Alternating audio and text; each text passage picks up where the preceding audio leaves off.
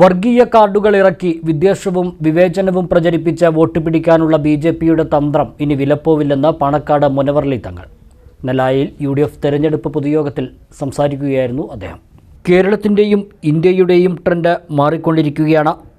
സ്വസ്ഥതയും സമാധാനവും നിറഞ്ഞ ഇന്ത്യയാണ് ജനങ്ങൾ ആഗ്രഹിക്കുന്നത്. കോൺഗ്രസിൻ്റെ നേതൃത്വത്തിലുള്ള മുന്നണിക്ക് മാത്രമേ ഇന്ത്യയെ രക്ഷിക്കാൻ കഴിയൂ എന്നും മുനവർലി തങ്ങൾ പറഞ്ഞു. കേരളത്തിൻ്റെയും ഇന്ത്യയിലും ട്രെൻഡ് മാറിക്കൊണ്ടിരിക്കുകയാണ്. കേരളത്തിൽ 20 സീറ്റും കിട്ടുമെന്നുള്ള ശുഭാപ്തി വിശ്വാസം വർദ്ധിച്ചുകൊണ്ടിരിക്കുന്നു.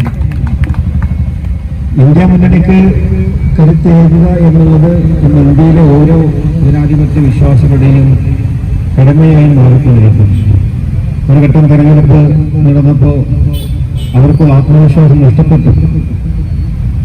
ഇനി വർഗീയ കാർഡുകൾ ഇറക്കിക്കൊണ്ട് എങ്ങനെയെങ്കിലും വിദ്വേഷവും അതുപോലെ വിവേചനമുണ്ടാക്കി അവർ നടത്തുന്ന ഈ ഒരു പ്രചരണായുധം അത് വീണ്ടും ഉപയോഗിക്കേണ്ടതാണ്. ജനങ്ങളെ മടുത്തിരിക്കുകയാണ്. സ്വസ്ഥത നിറഞ്ഞ ഒരു ഇന്ത്യയെയാണ് ജനങ്ങൾ ആഗ്രഹിക്കുന്നത്. നമ്മൾ ഭയപ്പാടോടുകൂടി ജീവിച്ചുകൊണ്ടിരിക്കുന്ന കാര്യങ്ങൾ അതിന് അവസാനം വേണമെന്ന് എല്ലാവരും ആഗ്രഹിക്കുകയാണ്. പക്ഷെ ഇന്ന് ആഗ്രഹം സഫലീകരിക്കാൻ സാധിക്കുമെന്നുള്ളൊരു ആത്മവിശ്വാസം നമുക്കുണ്ട്. രാഹുൽ ഗാന്ധിയുടെയും ഇന്ത്യൻ നാഷണൽ കോൺഗ്രസിന്റെ നേതൃത്വത്തിൽ ഒരു മുന്നണിക്ക് മാത്രമേ നമുക്ക് ഇന്ത്യയെ രക്ഷിക്കാൻ നമുക്ക് സാധിക്കുകയുള്ളൂ. ഭരണഘടനയെ മാറ്റിമറിക്കാനാണ് ബിജെപിയുടെ നീക്കമെന്നും പാർലമെന്റിൽ വലിയ ഭൂരിപക്ഷം ലഭിച്ചാൽ അവർ അത് ചെയ്യുമെന്നും യോഗം ഉദ്ഘാടനം ചെയ്ത മുസ്ലിം ലീഗ് സംസ്ഥാന ജനറൽ സെക്രട്ടറി PAM സലാം പറഞ്ഞു. ഈ നമ്മൾ പറഞ്ഞ ഭരണഘടനാ തത്വങ്ങൾ, ഭരണഘടനയുടെ അടിസ്ഥാന മൂല്യങ്ങൾ അത് മാറ്റിമറിക്കുന്നതിൽ മാത്രമാണ് ശ്രദ്ധ. BJPയുടെ ആദരണീയരായ ദേശീയ നേതാക്കൾ പറഞ്ഞെന്താണെന്നറിയോ? ഞങ്ങൾ അധികാരത്തിൽ വന്നാൽ ഭരണഘടന മുച്ചൂടും മാറ്റും. ഭരണഘടന മുച്ചൂടും മാറ്റുന്നത് എന്താ?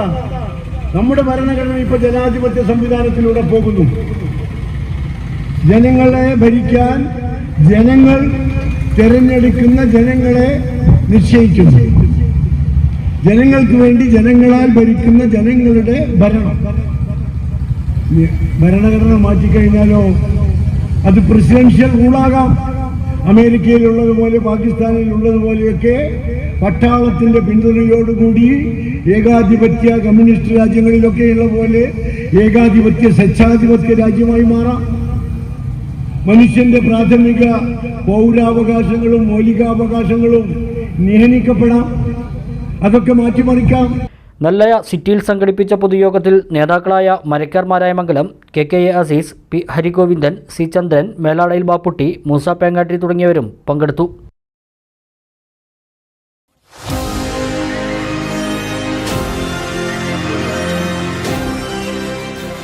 കൂടുതൽ വാർത്തകളും വിശേഷങ്ങളും അറിയാൻ പേജ് ലൈക്ക് ചെയ്യൂ.